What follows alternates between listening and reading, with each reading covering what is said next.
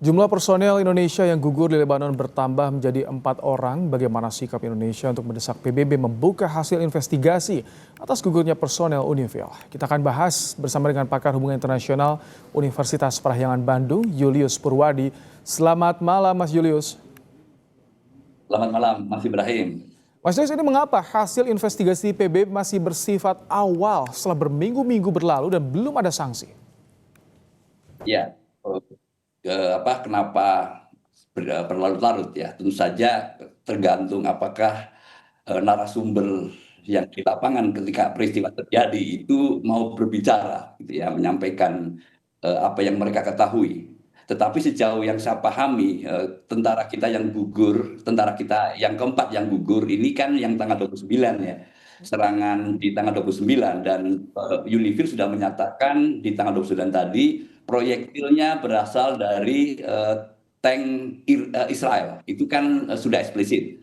Dan dari Kementerian Luar Negeri melalui juru bicaranya itu sudah menyampaikan dan mengutuk bahkan serangan Israel. Jadi sudah betul itu gitu. Nah, sekarang pertanyaan berikutnya saja adalah kalau sudah disampaikan investigasinya Unifil, lalu apa berikutnya? Ada dua yang harus dilakukan. Kalau betul ternyata itu dari tank Israel gitu ya, yang menyasar pusat komando gitu ya, untuk memonitor pergerakan tentara-tentara dari Israel maupun Hizbullah gitu ya. Itu saja adalah kalau terbukti Israel harus dilakukan investigasi Oh, kepada siapa yang melakukannya. Ini yang pertama. Dan kalau kita tahu tidak ada kan investigasinya dan iya. memblaming tentaranya pada posisi di konflik. Nah, kalau itu tidak dilakukan, sebetulnya kita bisa membawa ke yang tadi disebut oleh anggota DPR ke Mahkamah Pidana Internasional. Oh, oke. Itu bisa gitu ya. Hmm. Nah, tentu saja perlu bukti yang lengkap. Jadi laporannya harus selengkap mungkin dan ini bisa menjadi jalur kita Mas untuk Julius, meminta. maaf saya potong, tapi bisa nggak kita koordinasi dengan Prancis? Karena Prancis tentaranya juga jadi korban untuk kita bersama-sama membawa ke Mahkamah Internasional. Sudah ya, Indonesia sejauh saya tahu sudah berkoordinasi dengan Prancis gitu.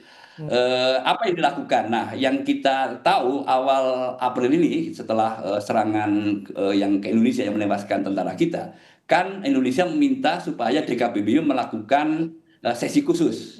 Sudah dilakukan kan itu gitu ya. Dan itulah Duta Besar Indonesia menyampaikan kutukannya. Dan negara-negara anggota yang lain juga sama melakukan kutukannya gitu. Nah, Indonesia tidak bisa mengajukan langsung ke ICC gitu kan. Indonesia bukan pihak bukan yang meratifikasi dari Traktat Roma ya yang membentuk ICC.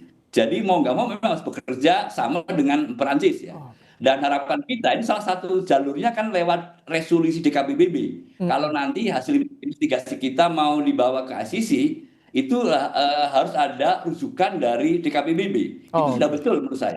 Sudah Baik. betul, Mas gitu. Baik. Ini kalau misalkan nanti jika investigasi PBB tidak menghasilkan sanksi apapun, apakah posisi hukum Indonesia ini tetap berkewajiban mempertahankan pasukan di wilayah yang tidak mampu dijamin keamanannya?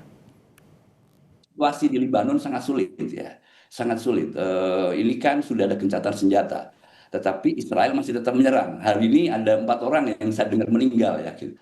Dan itu artinya betapa krusialnya peran pasukan perdamaian PBB yang sebetulnya sudah jadwal untuk ditarik mundur per Desember ini kan sudah ya.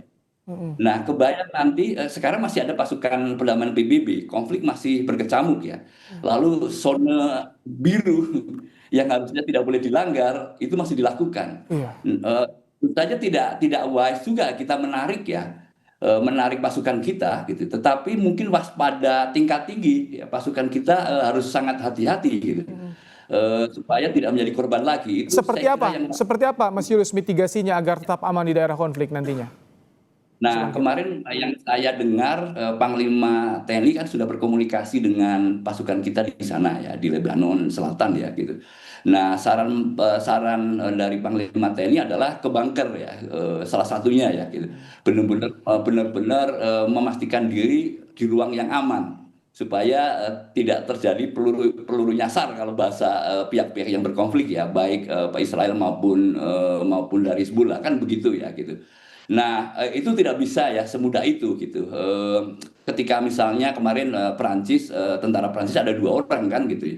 Dia sedang menjalankan tugas untuk sebetulnya menindaklanjuti dari kesepakatan gencatan senjata yang di Washington itu gitu. Setelah gencatan senjata kan penduduk pulang. Dan Oke. bahayanya adalah ternyata banyak sekali ranjau-ranjau darat gitu ya. Iya. Jadi pasukan perdamaian nggak bisa berdiam diri di bunker ya. Tetapi harus tetap membantu masyarakat sipil memastikan mereka aman. Nah ini saya kira dilemanya ya, sulitnya kalau hanya berdiam diri. Nah itu tidak mudah ya Mas Ibrahim Oke. memastikan bahwa sipil aman gitu ya dan mereka Iya. harus melakukan Prajurit tugasnya. juga aman ya. Baik. Ya itu dia yang Agak-agak susah juga. Tapi tentu bicara yang prioritas saat ini, keamanan prajurit Unifil kita di Lebanon dan juga bagaimana investigasi yang dilakukan oleh PBB tentu ini yang ditunggu tentunya. Terima kasih Mas Julius Purwadi, pakar hubungan internasional Universitas Parahyangan Bandung telah menyampaikan pandangannya di Kompas Malam hari ini.